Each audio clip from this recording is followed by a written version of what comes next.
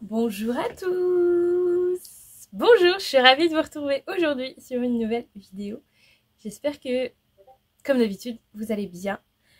Que le mois de février se déroule calmement, mais sûrement. Bref, je suis très contente de vous retrouver aujourd'hui dans une nouvelle vidéo couture avec mon petit pull chauve-souris que je vous ai présenté la dernière fois dans mon bilan couture et qui est tout doux, tout agréable à porter avec le top en jersey côtelé noir en dessous. Parfait. Je suis très bien comme ça. N'est-ce pas Doudou? Voilà.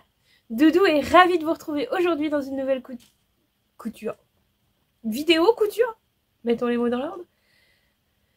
Et aujourd'hui, on va faire une petite vidéo, pas très longue, je pense, mais une petite vidéo où on va parler un peu rangement, organisation et nettoyage de la machine.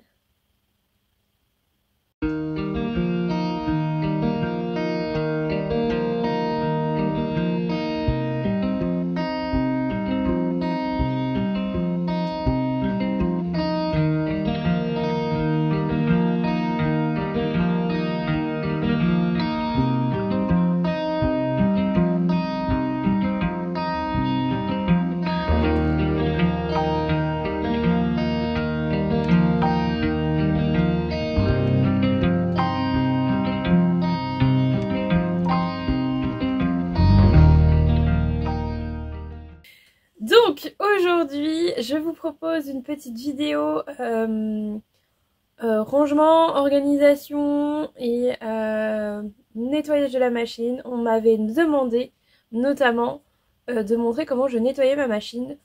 Donc ça va être en partie l'objet de cette vidéo. J'espère que ça va vous intéresser. C'est une petite vidéo, mais on sait jamais, ça peut être utile. Donc, bon écoutez, on y va, hein, voilà. Puisque je me dis, ça peut toujours servir.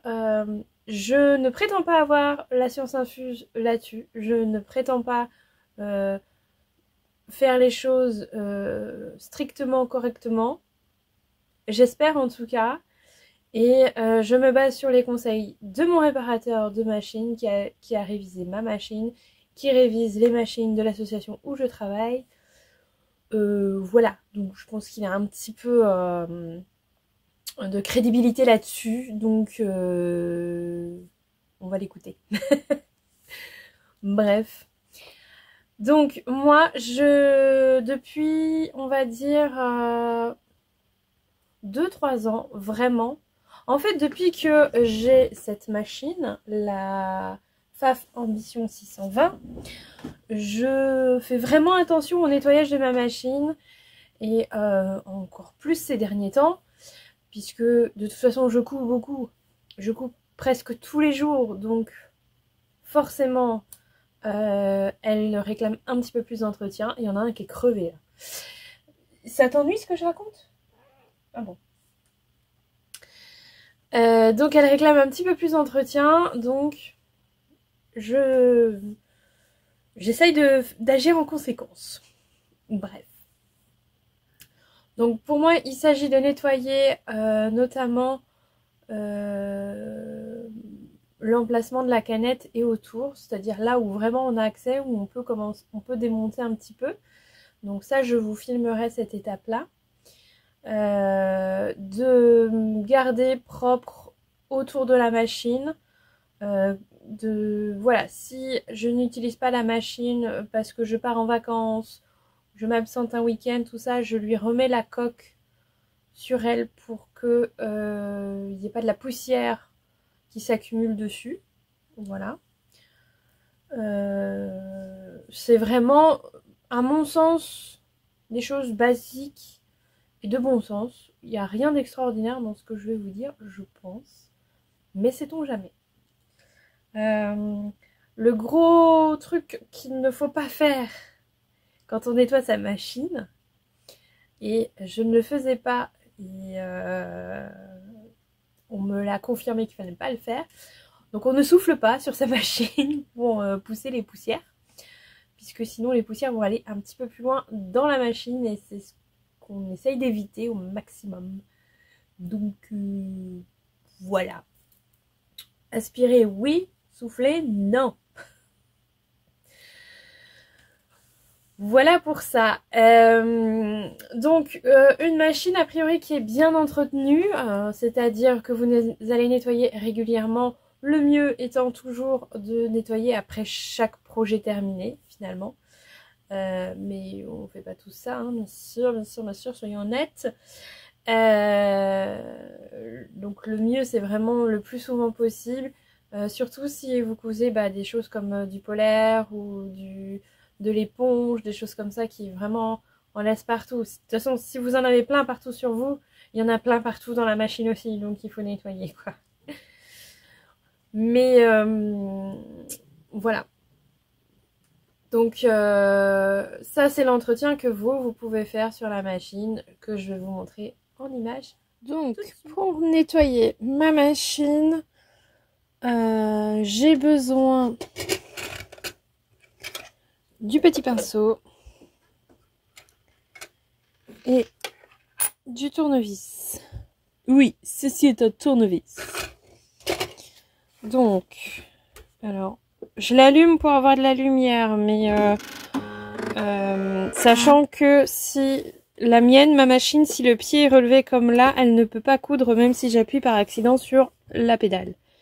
Si c'est pas le cas pour votre machine, les machines plutôt classiques, plutôt la laisser éteindre et vous mettre le plus possible de lumière pour que vous soyez à l'aise. Voilà, donc ouais, je suis quand même mieux avec ma lumière. Mais on fait attention à la sécurité. Vous voyez, si j'appuie dessus là, elle râle. Elle ne veut pas coudre. Voilà. Donc on garde bien les pieds loin de la pédale quand même. Donc j'ai retiré le pied. Je vais retirer la canette. On va retirer le fil. Alors, on m'a expliqué que le fil, quand on désenfile la machine, il vaut mieux tirer par le bas. Donc, couper un petit bout de fil près de la bobine. Donc, ici. Et tirer par le bas. Comme ça, si jamais il y a des poussières par ici, elles vont rester ici. Elles vont pas aller s'incruster à l'intérieur de la machine. Voilà. Bon, ça vous fait perdre un petit peu de fil. Mais on m'a expliqué ça, donc je le fais. Je suis bonne élève, je le fais. Donc j'ai enlevé le fil. Je vais enlever les petites vis qui sont ici.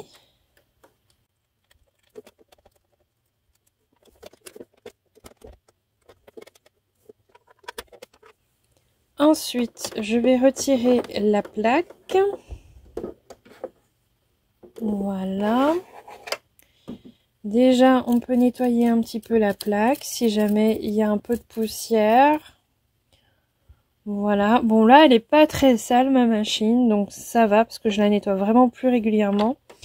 Je vais enlever le boîtier de la canette. Alors, n'hésitez pas à prendre une photo avant pour voir comment elle était placée si vous avez peur de mal la remettre.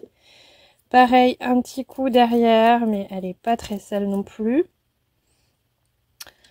Et avec le pinceau, on va aller chercher, voilà, toutes les petites poussières comme ça qui sont dans la machine. Donc, il y en a toujours après une cousette, c'est normal. Et le but du jeu, c'est que ça n'aille pas plus loin dans la machine. Donc, surtout, on souffle pas. On ne met pas un petit coup de soufflette, voilà. On va juste chercher avec le pinceau. Et c'est un côté très satisfaisant à faire. On prend son temps, voilà, on essaye d'aller partout, on fait attention de nettoyer bien les petites griffes qui entraînent votre tissu. Parce que celles-ci, si elles sont sales, vraiment ça va se ressentir. Et puis voilà, on va un peu partout, on va à la pêche aux poussières. Voilà. Comme je le fais régulièrement maintenant, Il n'y en a pas beaucoup. Donc, c'est moins satisfaisant que quand c'est très sale, bien sûr, mais il vaut mieux quand même éviter de la laisser trop se salir.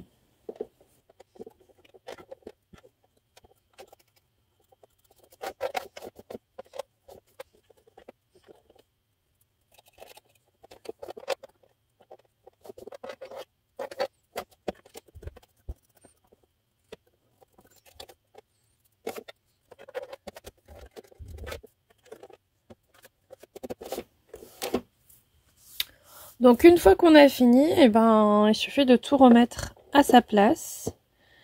Donc je remets le boîtier de la canette. Voilà.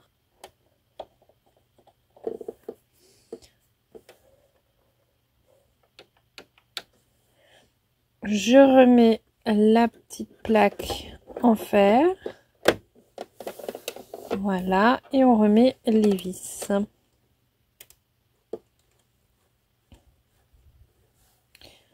Donc, je les remets d'abord à la main et je finis de visser bien sûr avec le tournevis.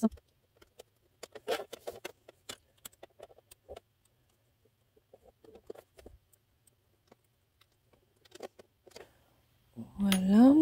Je remets la canette parce que je vais encore avoir besoin de cette couleur là.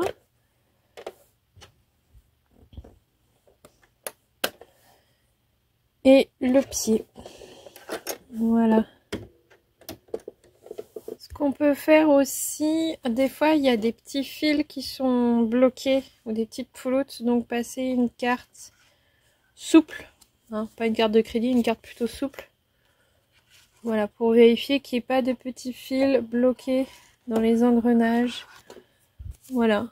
Alors des fois cette partie-là s'ouvre sur votre machine, c'est pas le cas sur la mienne, donc je vérifie comme ça. Voilà. Et pour finir, petit rappel, si vous n'utilisez pas votre machine pendant un certain temps,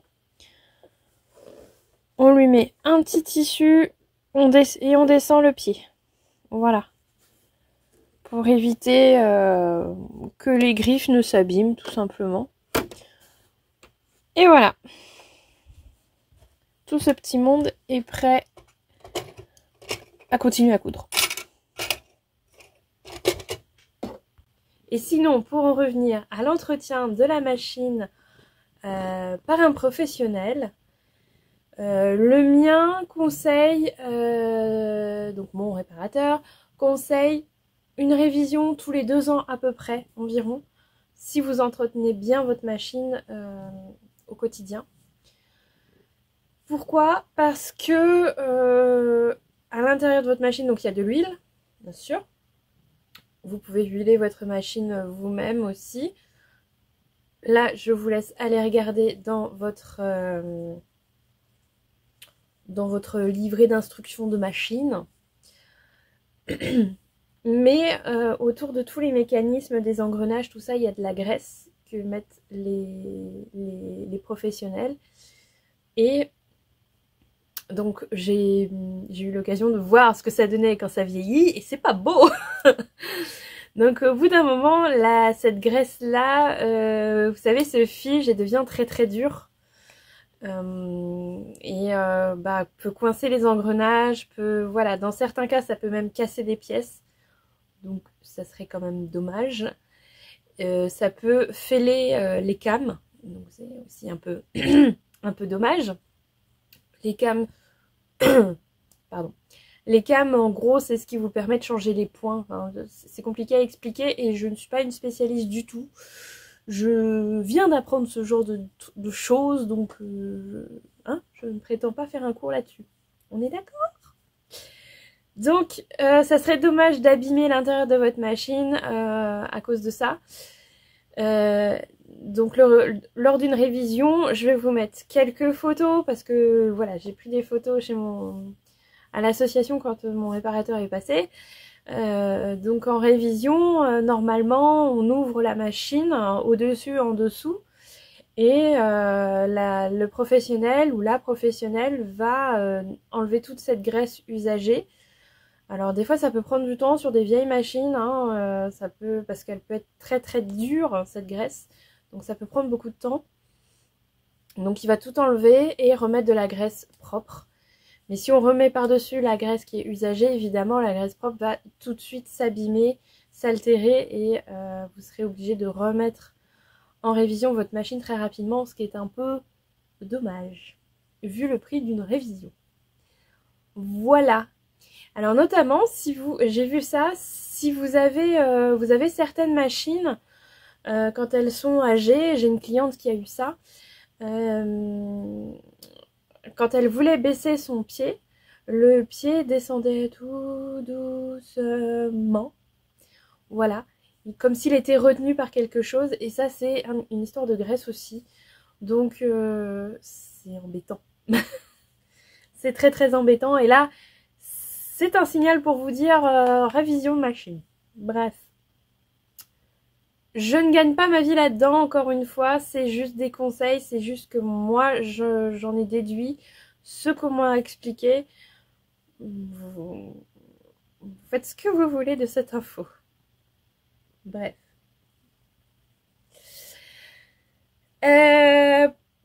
Vous avez vu pour nettoyer la machine que j'utilise un petit pinceau, voilà, ce type de pinceau.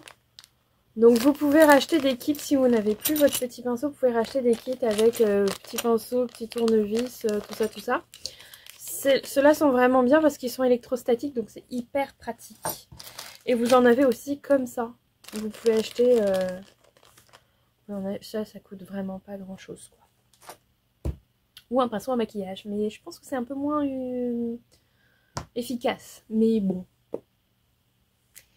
Voilà pour la machine. Et pour la surjeteuse, évidemment, c'est à peu près la même histoire. Sauf que là, moi, j'aurais tendance à dire un nettoyage vraiment entre chaque couture, puisque avec l'utilisation du couteau, de toute façon, elle va tout de suite être sale. Elle va tout de suite être pleine de poussière, de pouloute, voilà. Donc, moi, je vous conseillerais de la nettoyer vraiment entre chaque couture. Même si vous ne changez pas les fils, au moins de nettoyer en bas, voilà, et nettoyer le couteau, nettoyer autour des aiguilles. Donc vraiment... après la machine à coudre, Ginette. Donc pareil, petit nettoyage. Alors là, j'ai pas besoin de changer les fils pour l'instant, donc juste pour vous montrer. Donc moi, la mienne, elle s'ouvre comme ça, ce qui est très pratique. Petit pinceau, hein, petit pinceau qu'il faudra que je change à un moment donné parce que ça s'abîme. Et puis pareil, en fait, je vais aller un peu partout. Donc là, le nettoyage est un peu plus long en général parce que, voilà. J'ouvre aussi sur le côté. Toutes les surjeteuses ne le font pas, la mienne le fait et c'est très chouette. Ça permet vraiment d'aller nettoyer vraiment partout. Donc en général, je commence au-dessus, voilà, parce qu'il y a toujours aussi des poussières près des aiguilles, tout ça. Le couteau, bien sûr. Bien sûr.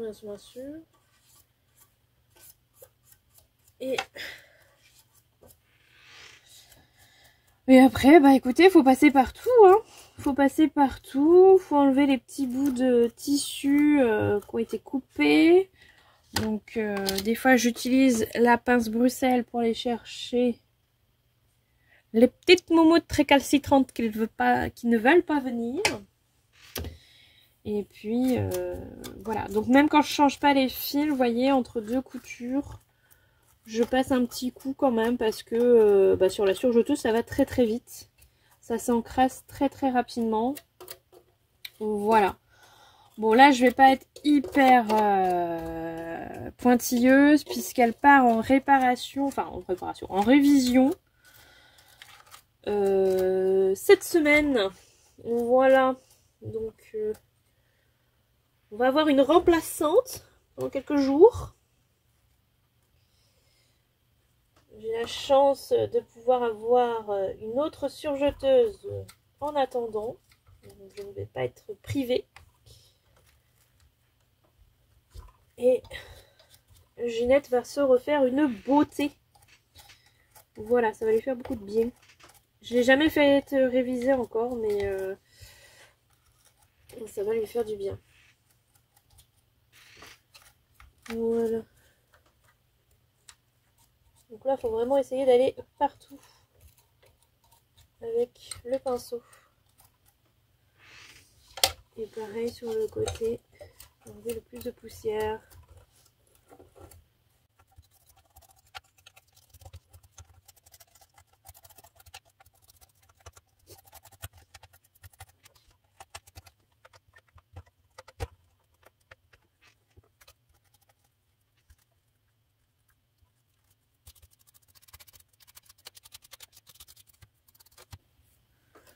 Donc pareil, je ne saurais que trop vous conseiller de faire ça à la machine éteinte. Donc pas comme je suis en train de faire. Mais comme la machine à coudre, ma surjeteuse a une sécurité. C'est-à-dire quand le capot est ouvert, elle ne va pas se mettre en route même si j'appuie sur la pédale. Mais par sécurité quand même, il vaut mieux.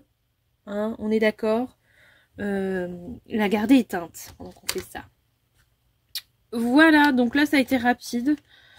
Parce que comme elle va aller en révision, voilà, elle va être nettoyée de fond en comble.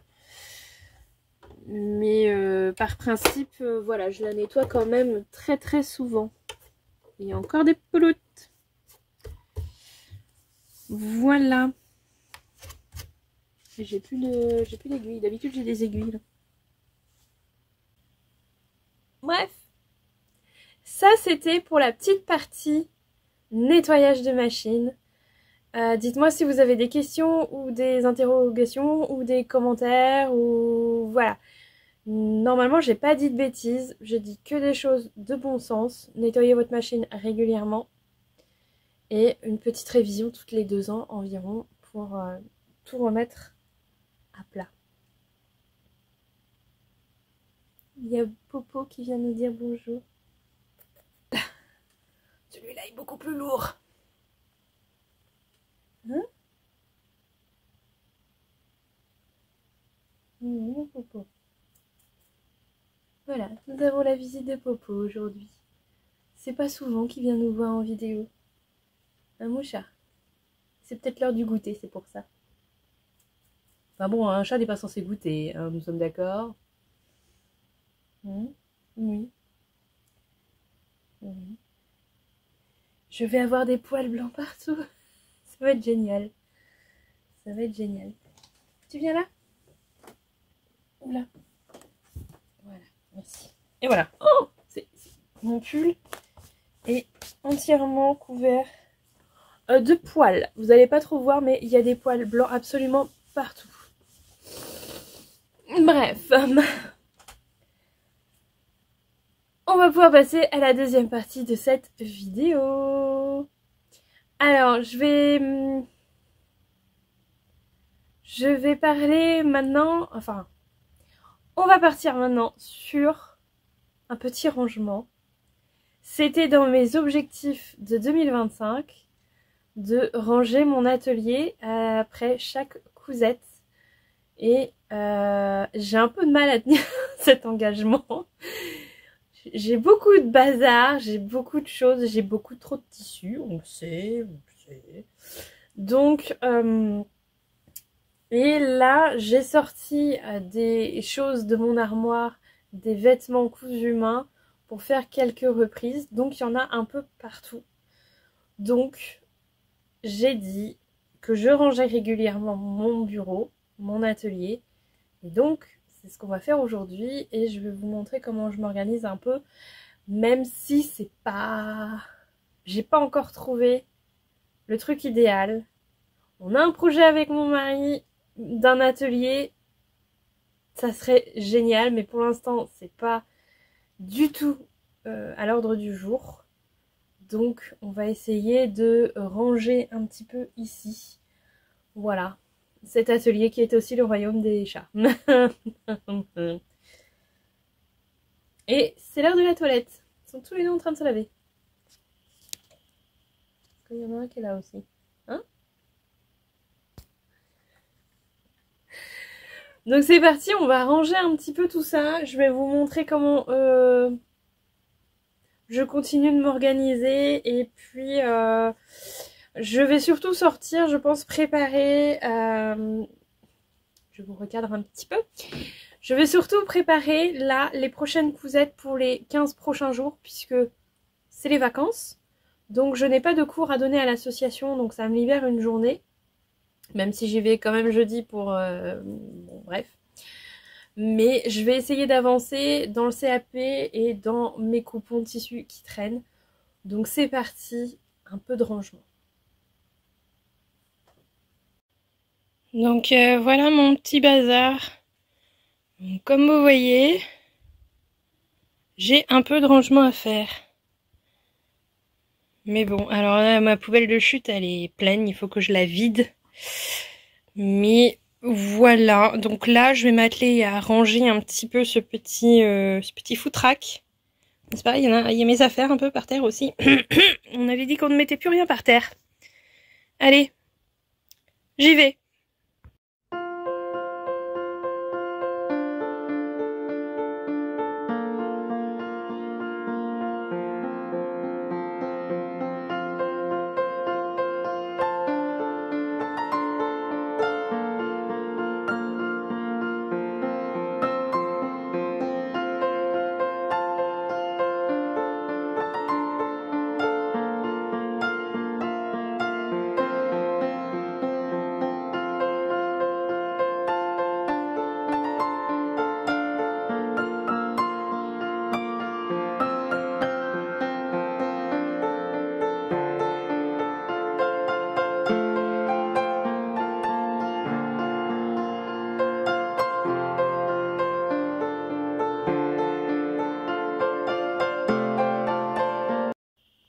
Le bureau est à peu près rangé. Voilà.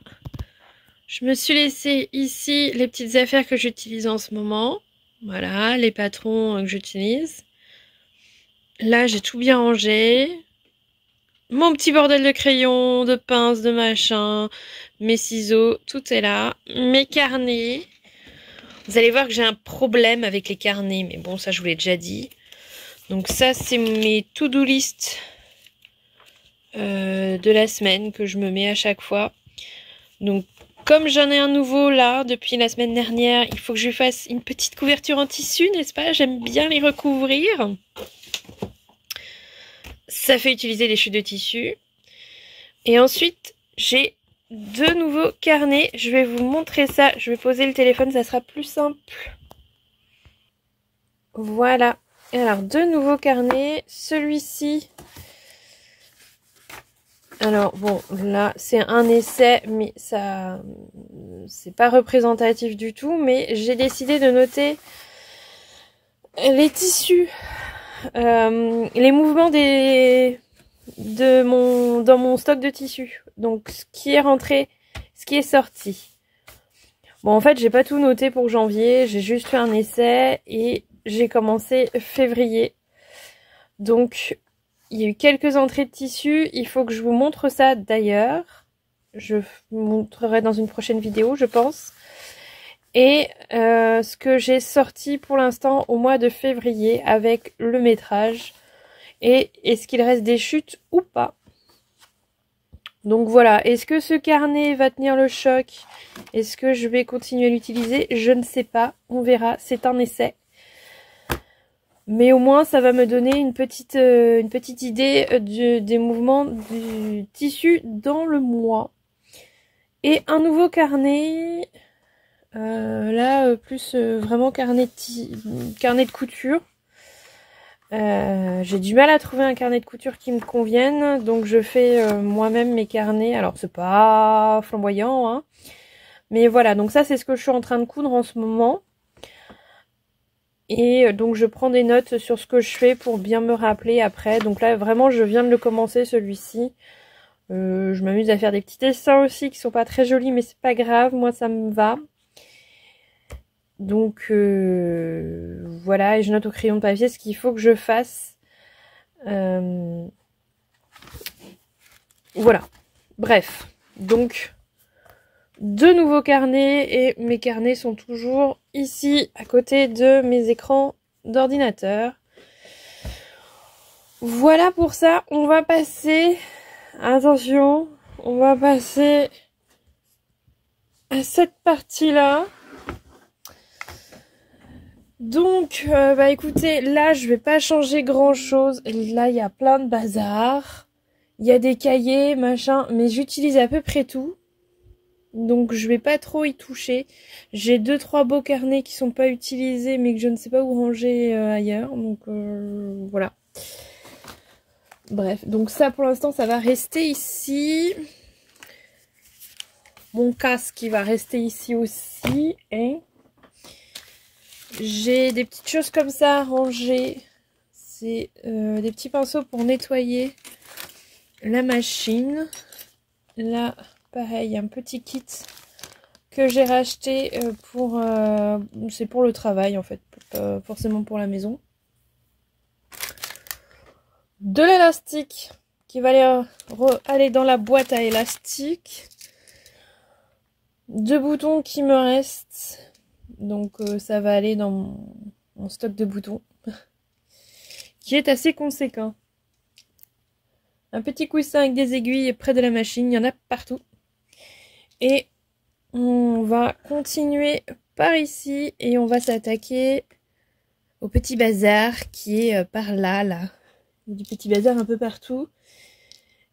Je vais tout bien aspirer et ça sera pas mal. Et je vais vider le carton de chute. Parce qu'il y en a beaucoup.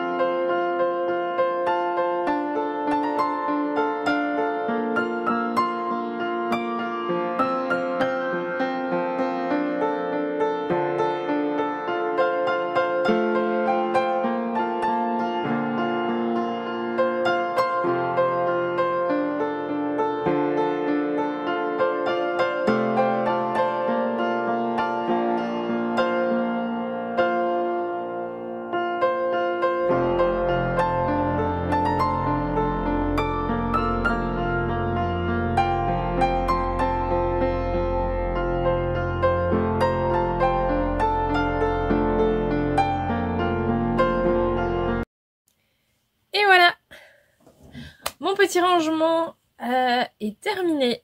Mon petit nettoyage de machine, nettoyage de bureau est terminé.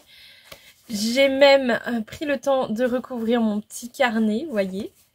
Donc j'ai utilisé la broderie anglaise que j'avais acheté pour ma chemise Adelise. Il me restait un petit bout.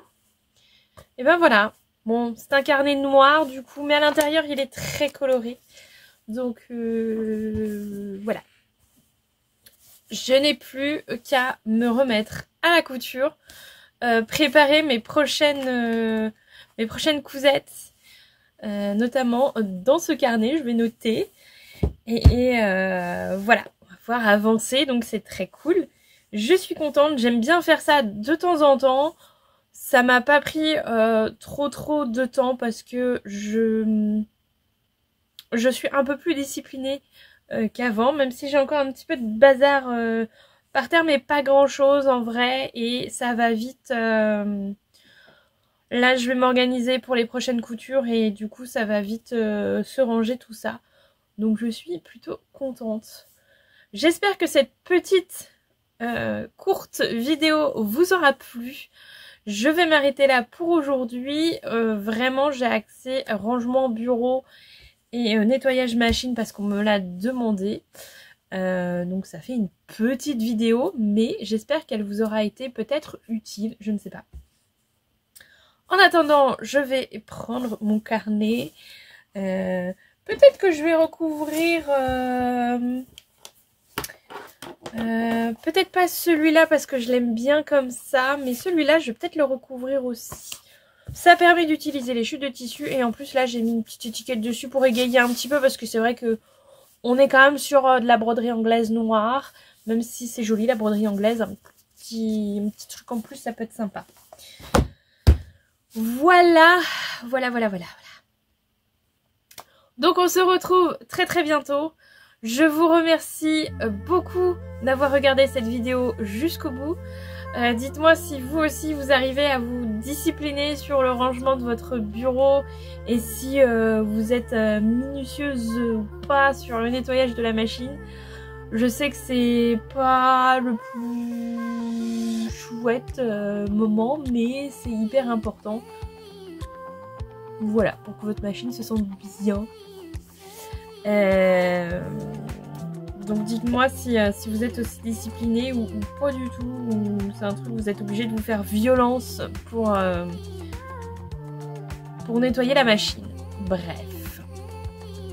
Donc on se retrouve très bientôt pour une nouvelle vidéo un peu plus traditionnelle, j'ai envie de vous dire. Je ne sais pas encore quoi, on verra, mais en tout cas, j'ai très hâte de vous retrouver. Merci d'avoir regardé jusqu'au bout. N'hésitez pas à vous abonner pour ne pas louper les prochaines vidéos.